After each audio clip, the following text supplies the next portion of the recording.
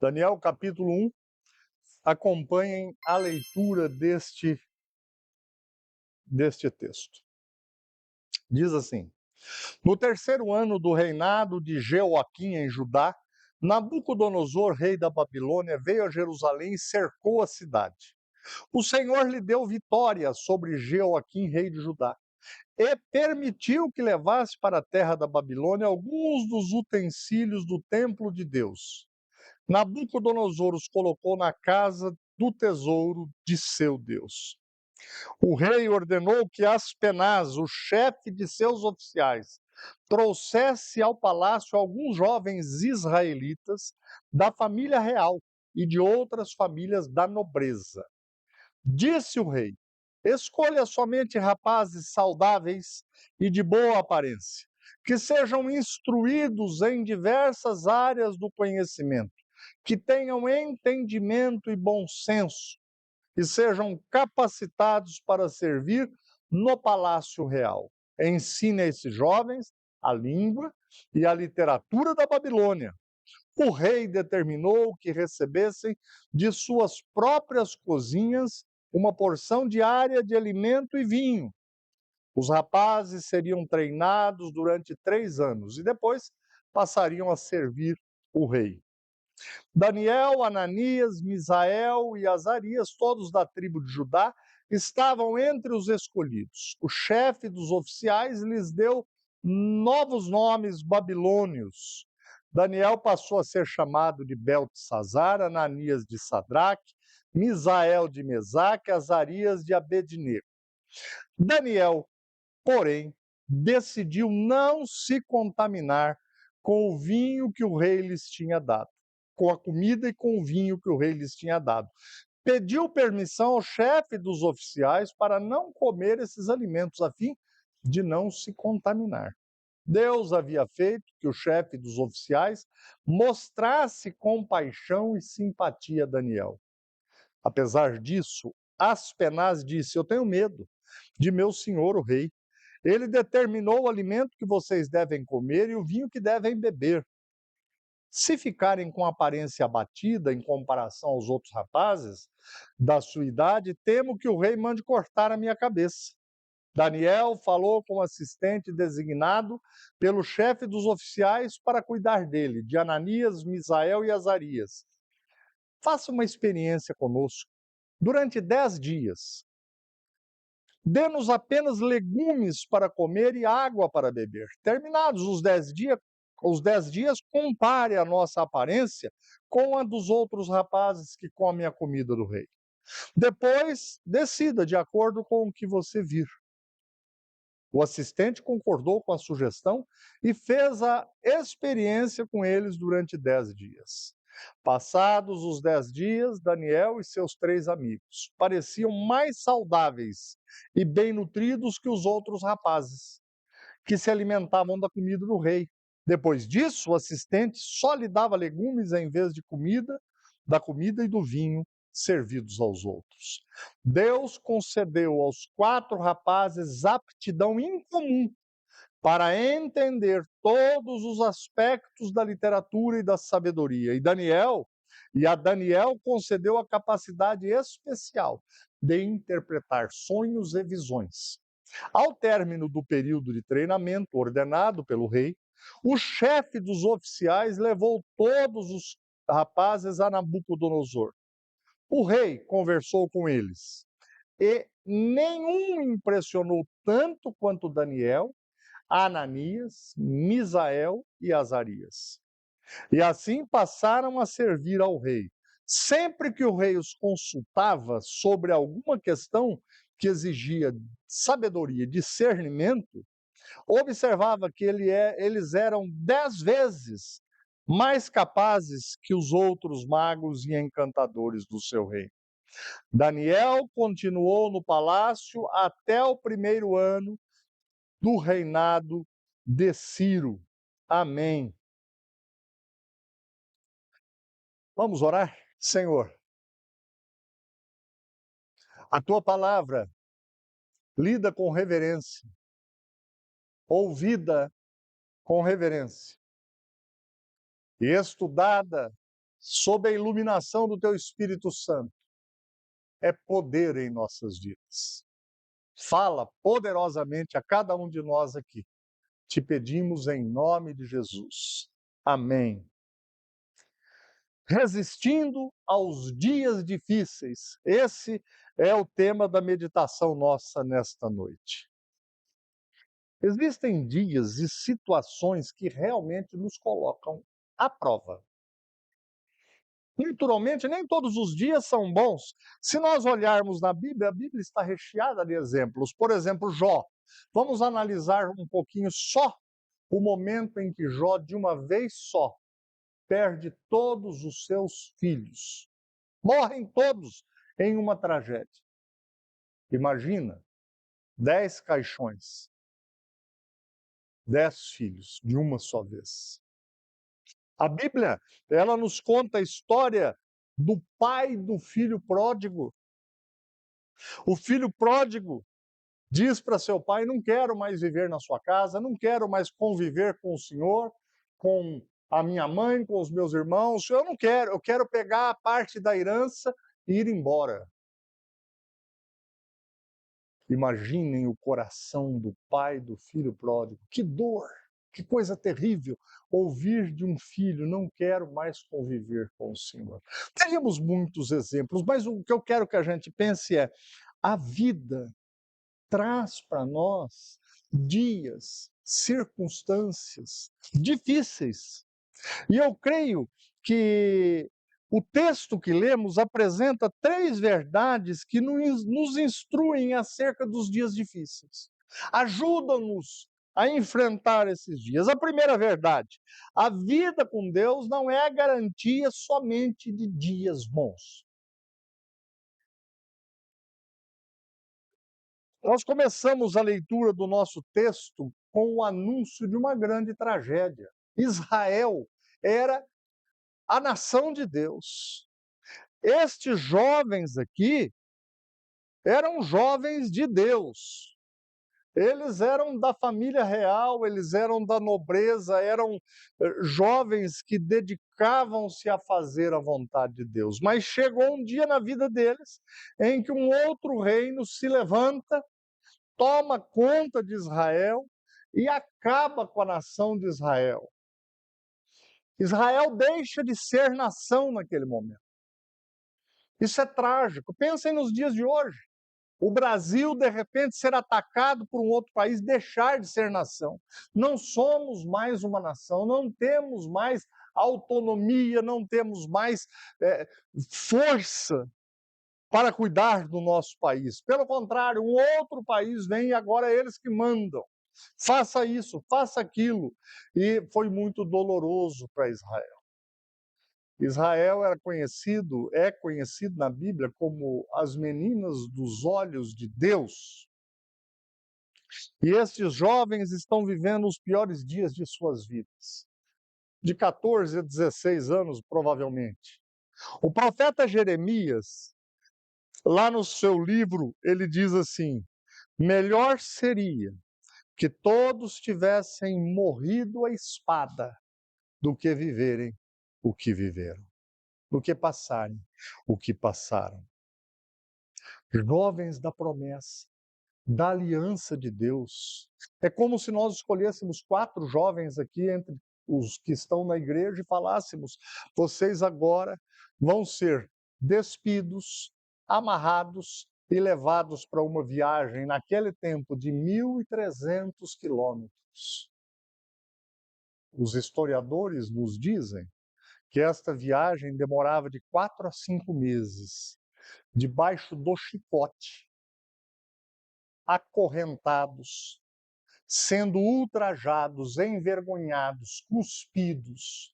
Alguns dentre os que estavam no meio dessa leva eram amarrados com ganchos no nariz, como um anzol, assim, e puxados. Era muita dor, era muita humilhação, muito sofrimento. Agora, se vocês prestaram atenção, quem foi que deu a vitória para Nabucodonosor? O texto nos diz que Deus deu vitória a Nabucodonosor. A nação de Israel, ela estava sendo disciplinada por Deus. Ou seja, o governo está nas mãos de Deus. Dias assim chegam para qualquer pessoa e em qualquer lugar. Talvez nunca vivamos uma tragédia dessa de deixarmos de ser nação. Mas existem os dias difíceis. Existem os dias em que nós nos sentimos humilhados, nos sentimos menores, nos sentimos impotentes diante de alguma ou de algumas situações, não é verdade? Essa é a vida ao vivo. É assim que acontece. Está tudo bem. Você vai ao médico e, de repente, o médico descobre lá um caroço que você não tinha visto. E é um problema sério, é um câncer. Outros descobrem um problema numa criança da família e assim por diante. Começa um dia trágico, dias difíceis. Dentro do projeto de Deus existem fases, gente. Algumas delas a gente nem entende, nem compreende. Mas eu quero que cada um aqui preste atenção nisso. Se você está vivendo uma dessas fases, os dias difíceis, tenha expectativa de mudança e de melhora. Porque tudo está nas mãos de Deus. No texto aqui, Deus deu vitória aos babilônios, Deus promoveu todas as coisas. Vocês perceberam que eles enfrentaram uma dificuldade de escolha, mas Deus favoreceu a eles diante do chefe Aspenaz? Deus conduz todas as coisas. Está difícil? Coloque-se diante de Deus, creia. Olha, Deus leva 4 jovens para a Babilônia, mas eles se transformam em 4 missionários lá. Eles são cuidados de um modo muito especial por Deus. A primeira verdade, a vida com Deus não é garantia só de coisas boas. Repitam comigo. A vida com Deus não é garantia só de coisas boas. Presta atenção, essa vida tem começo e tem final. E nesse começo e nesse final, nesse interregno aqui, às vezes a gente enfrenta coisas difíceis. Às vezes a gente vê pessoas que amamos tanto enfrentarem coisas difíceis. Segunda verdade do texto, sempre temos possibilidade de escolher. Algumas pessoas às vezes dizem, pastor, mas eu não tive escolha. Olha, esse povo aqui, esses jovens, não podiam escolher se iam para a Babilônia ou não. É fato. Mas eles poderiam e puderam escolher como iriam. E no coração deles foi um forte desejo de, independente da dificuldade, serem servos de Deus, servirem a Deus, honrarem a Deus, temerem a Deus. A mudança estratégica dos nomes era importante naquela época para uma nação dizer a quem deveriam tributar a vitória, e eles serviam a deuses os mais variados possíveis. E eles, então, tributaram aos deuses deles a vitória. Muito embora o texto nos deixe claro desde o início, quem deu a vitória foi o Deus criador de todas as coisas. Só existe um Deus.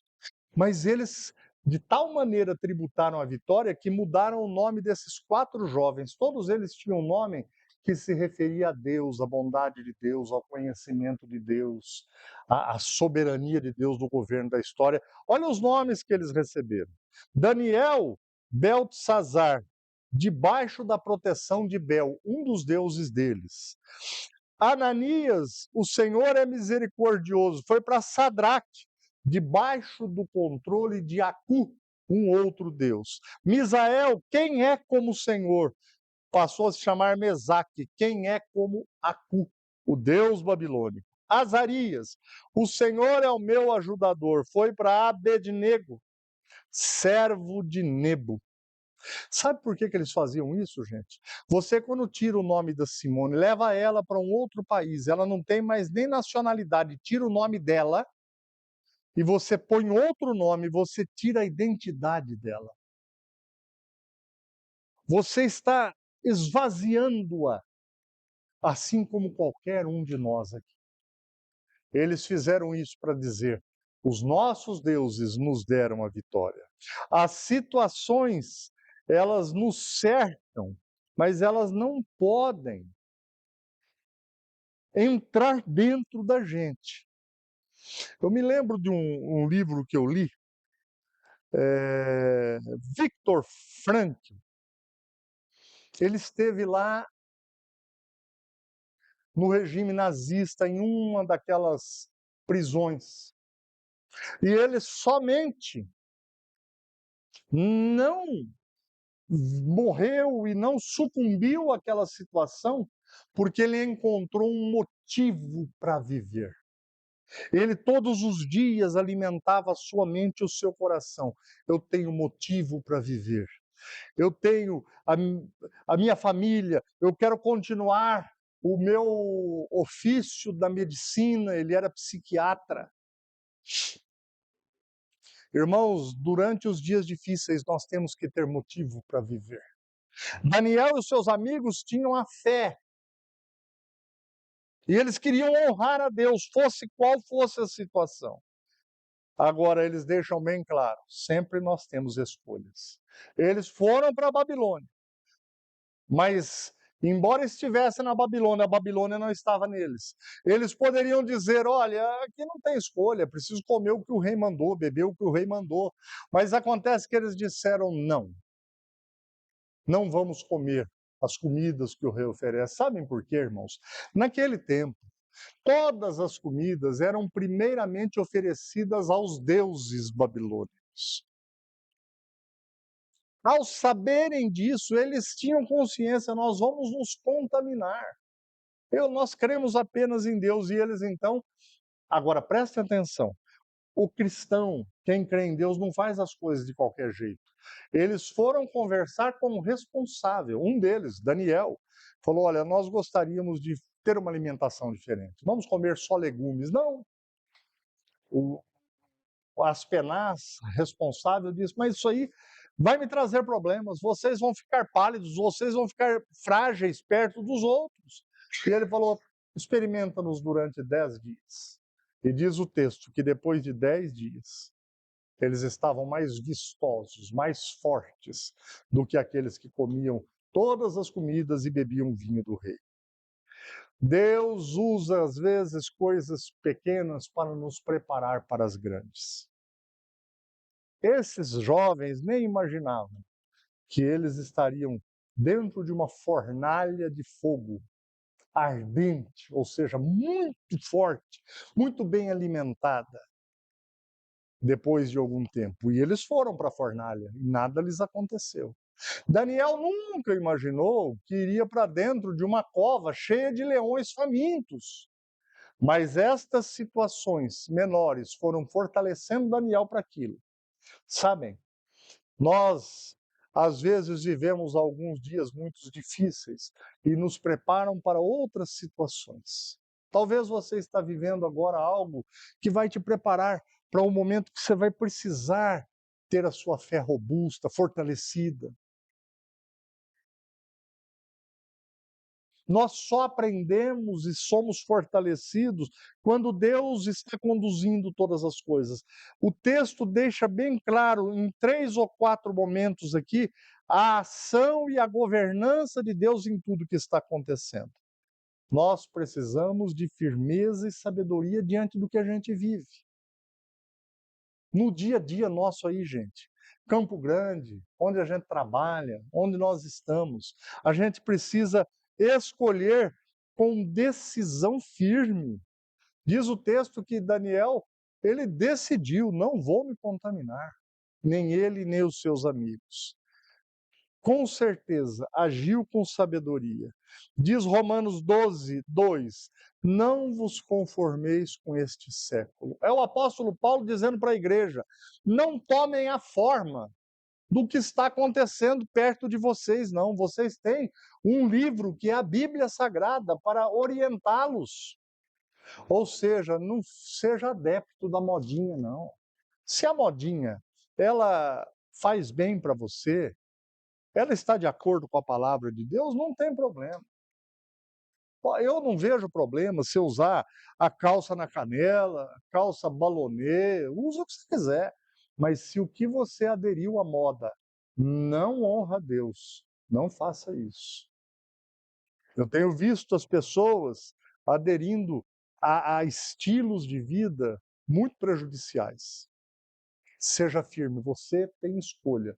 Vocês que são mais jovens, não digam depois, eu não tinha escolha. Você tem escolha sim. Você pode dizer sim, pode dizer não. Você pode estar na Babilônia, mas você pode dizer como que você vai andar na Babilônia. Mas o senhor vê, né, pastor? Estava todo mundo fazendo. O problema é seu. Não faça o que te prejudica e o que prejudica os outros. Em último lugar, a última verdade: a fé remove montanhas, mas também move a nossa vida. Vejam só, a fé deve nos dirigir a um estilo de vida e não apenas nos apresentar recurso de última hora. O que é isso? Nós não podemos dizer que somos crentes, que somos cristãos, que nós temos fé, só para na hora em que a água subir e estiver perto do nariz, a gente falar, meu Deus, me ajuda. Fé não é para isso, não. É para esse momento também. Mas a fé deve moldar o seu estilo de vida. A sua fé tem que fazer com que você tenha um estilo de vida, uma forma de agir, uma forma de caminhar todos os dias da sua vida. No domingo à noite, que bom, mas na segunda, na terça, na quarta, na quinta, na sexta, a tua fé deve dizer para você quais são os valores que você tem. Quais são os valores? Vocês querem ver? Nós passamos por uma pandemia há pouco tempo. Isso é terrível. Muitos comerciantes fecharam seus comércios.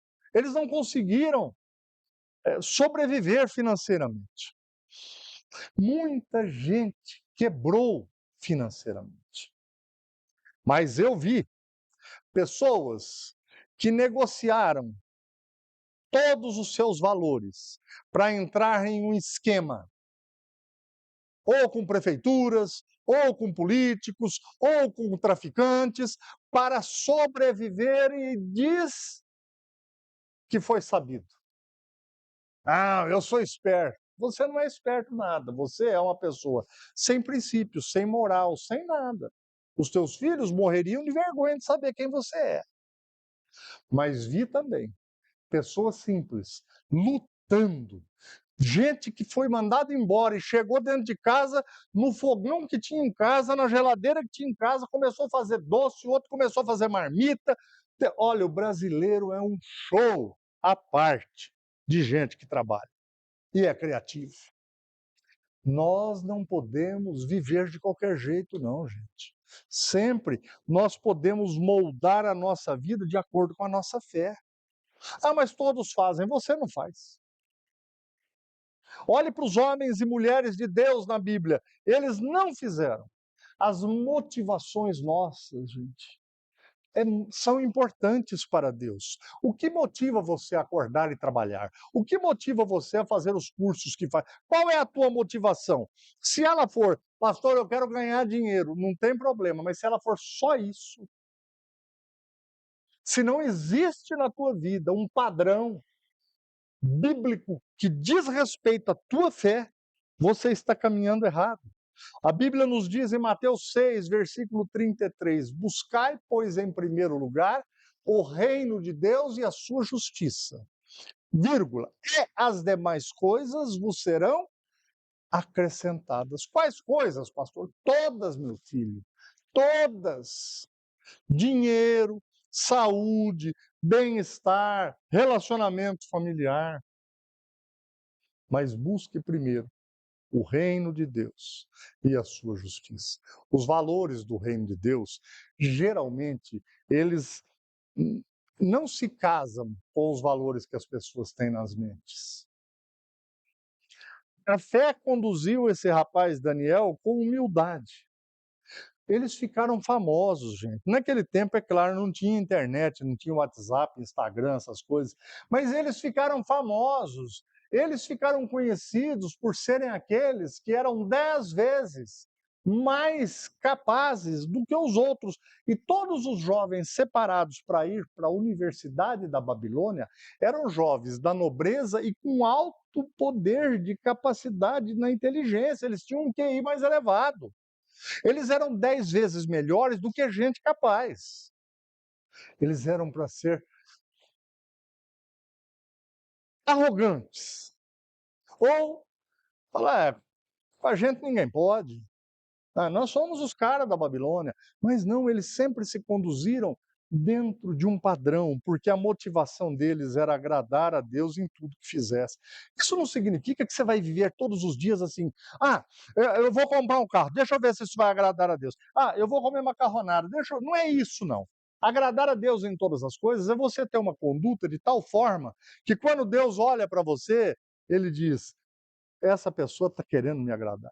Os planos desta pessoa eu conheço, porque Deus conhece a nossa vida, Deus conhece os nossos pensamentos. Outra coisa, não tem sucesso sem esforço. Não pensem que esses jovens foram para a Babilônia e lá na Babilônia eles receberam de Deus uma luz para serem os mais especiais sem esforço. Não, eles deram tudo deles. Eles foram para a universidade mais famosa do mundo naquela época.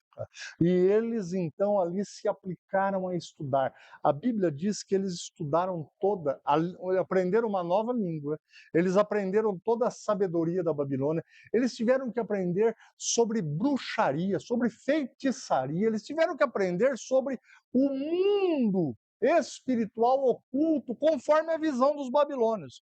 E aqui eu quero deixar um recadozinho para os pais.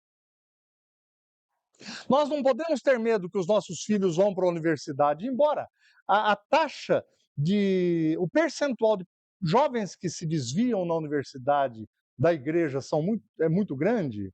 Eu quero dizer que não é a universidade que desvia esses jovens. Eles já estavam desviados.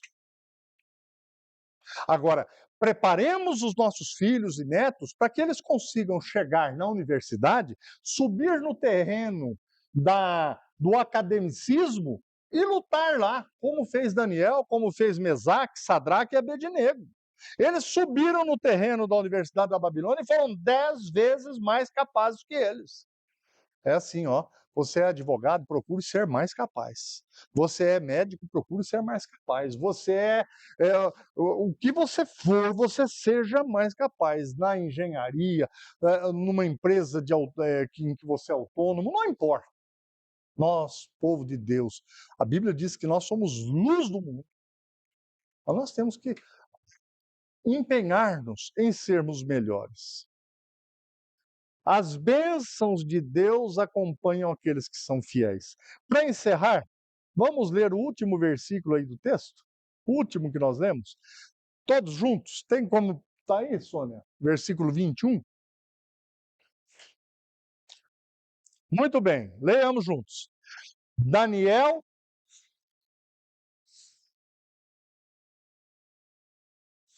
Muito bem, Daniel, aqui no primeiro ano do reinado de Ciro, provavelmente está com 85 anos de idade. Se passaram 70 anos, esse homem é um político. Ninguém tem nada para falar de Daniel. Ele é honesto, ele é chamado por todos os reis e governos que passaram ali, porque ele era tido como um homem sábio e honesto. É o que nós precisamos desejar nas nossas vidas. Entendermos que os dias difíceis virão, mas é possível vencermos. É possível vencermos, é possível no final da vida falarem: esse homem foi um homem de Deus. Essa mulher foi uma mulher de Deus. Que Deus, assim, abençoe cada um de nós nessa noite. Amém? Feche seus olhos, vamos orar. Senhor, às vezes os dias são difíceis. Às vezes as lutas são tremendas. Meu Deus, nós lemos um texto bíblico em que esses jovens e tantas outras pessoas, povo do Senhor, passaram por uma prova tremenda, mas venceram, passaram por ela. E em todo o tempo, o Senhor é quem tinha o governo da história nas mãos, da história das nações, da história das famílias, da história das pessoas. Abençoa o nosso país, abençoa, meu Deus, o Brasil, abençoa as pessoas da nossa igreja, abençoa as nossas famílias, em nome de Jesus. E ajuda-nos a enfrentarmos as situações difíceis, sabedores de que o Senhor está no governo. Ajuda-nos a observarmos para que a nossa fé remova montanhas, mas também possa mover as nossas atitudes, os nossos posicionamentos. Nós pedimos a tua bênção nesta noite, em nome de Jesus. Amém.